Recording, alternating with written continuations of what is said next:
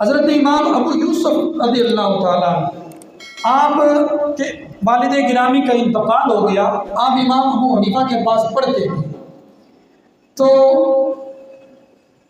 ماں نے کہا بیٹے 4 بہنیں ہیں تیری، باپ تیرا فوت ہو گیا ہے، اب یہ جو بھی نظام ہے اب تو نے چلانا ہے، تو نے کرنا ہے، جا دھوبی کے پاس اس کا کام میں ہاتھ بٹایا کر، وہ تجھے 4 دینار جو ہے وہ مزدوری دے دیا کرے گا مہینے کی، لے آیا کرنا، جا ہمارا چل جائے گا۔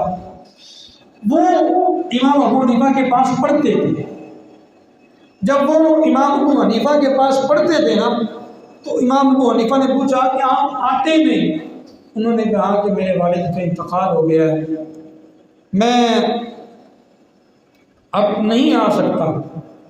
تو انہوں نے کہا کہ کیا وجہ؟ انہوں نے کہا جی یہ وجہ ہے۔ آپ نے فرمایا کہ تو میرے پاس آیا کر، مہینہ آیا تو میں تیری ماں کو جواب دے دوں گا۔ اب پڑھنا شروع کر دیا، مہینہ گزرا تو ماں نے کہا بیٹے تنخواہ؟ آپ نے فرمایا کہ تنخواہ تو نہیں ہے، میں تو امام صاحب کے پاس جاتا ہوں۔ امام صاحب کے پاس ماں آئی، ماں نے کہا دیکھیں حضرت، شکوہ کیا کہ میرا جو ہے وہ شوہر دنیا میں نہیں ہے، میری بیٹیاں ہیں، اس کو اس نے پالنا ہے، مہربانی کریں۔ آپ نے یہ کیا کیا؟ آپ نے فرمایا بی بی یہ بتا کہ تیرے مہینے کا خرچ کتنا ہے؟ اس نے کہا 4 دینار۔ آپ نے فرمایا کہ میں تجھے 5 دینار مہینے کے دیا کروں گا۔ کوئی ہے ایسا استاد جو شاگرد کو پڑھانے کے لیے وہ اس کے خرچہ اٹھائے مہینے کا؟ فرمایا میں تجھے 5 دینار دیا کروں گا۔ کہا دین دے گا کیا؟ ادھر کام کرے گا، ہنر سیکھے گا، ادھر کام کرے گا، کوئی کام کرنے کا طریقہ اس سے آئے، یہاں پہ اسے کیا ملے گا؟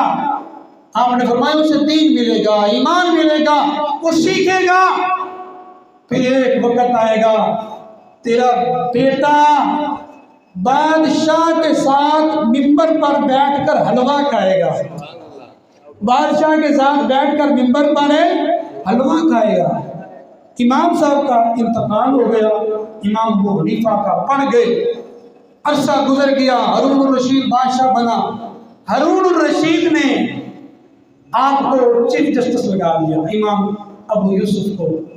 اب ماں کو پیغام دیا، ماں ملنے آئی، جس ٹائم وہ ملنے آئی اس وقت ہارون الرشید بادشاہ نے آپ کو بلایا کسی ضروری بات کے لیے۔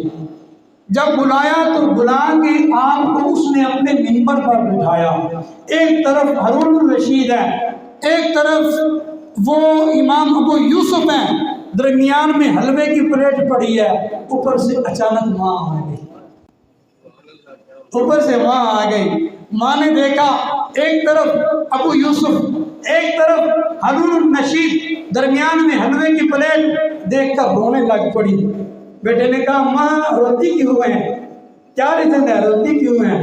آپ نے فرمایا، آپ کی ماں کہنے لگی میں ابو حنیفہ کو دعائیں دے رہی ہوں، میں اللہ سے مانگ رہی ہوں اللہ اس کی قبر پر کروڑوں رحمتوں کا نزول کر۔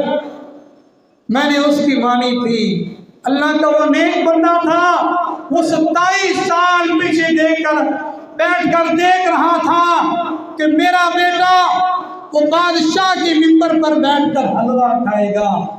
وہ تو کہا اماں دیکھ، یہ دین نے عزت دی ہے، یہ دین نے مرتبہ دیا ہے، یہ دین نے مقام دیا ہے۔